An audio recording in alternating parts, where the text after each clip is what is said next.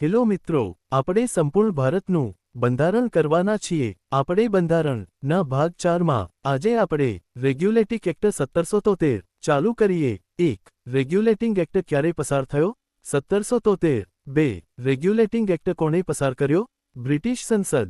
3. પ્રથમ governor general કોણ બન્યા? Warren Hastings. 4. પ્રથમ ગવર્નર જનરલ કયા પ્રેસિડેન્સીના હતા? બંગાળ. 5. ગવર્નર જનરલની કાઉન્સિલમાં કેટલા સભ્યો હતા? 4. 6. પ્રથમ સુપ્રીમ કોર્ટ ક્યાં સ્થાપવામાં આવી?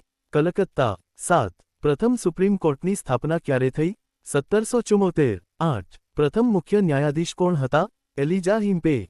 9. બોમ્બે અને મદ્રાસ કોના નિયંત્રણ હેઠળ આવ્યા? બંગાળના ગવર્નર જનરલ. 10. રેગ્યુલેટિંગ એક્ટનો મુખ્ય હેતુ શું હતો? ઈસ્ટ ઇન્ડિયા કંપની પર નિયંત્રણ રાખવું. 11. અધિકારીઓને શું લેવાની મનાઈ હતી? ભેટ અને લાંચ. 12. રેગ્યુલેટિંગ એક્ટ કયા દેશની સંસદે પસાર કર્યો?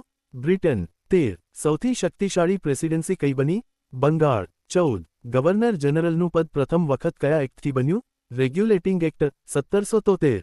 15. ભારતના બંધારણીય વિકાસનું પ્રથમ મહત્વપૂર્ણ પગલું કયું હતું? Regulating act 1773. 16. રેગ્યુલેટિંગ એક્ટ કયા વર્ષનો કાયદો છે? 1773. 17. ગવર્નર જનરલ કોને જવાબદાર બન્યા? બ્રિટિશ સંસદ. 18. રેગ્યુલેટિંગ એક્ટ ભારતના કયા વિકાસ સાથે સંબંધિત છે? બંધારણીય વિકાસ. 19. પ્રથમ સુપ્રીમ કોર્ટ કયા શહેરમાં હતી? કલકત્તા. 20. ઈસ્ટ ઇન્ડિયા કંપની પર કોનું નિયંત્રણ વધ્યું? બ્રિટિશ સંસદ.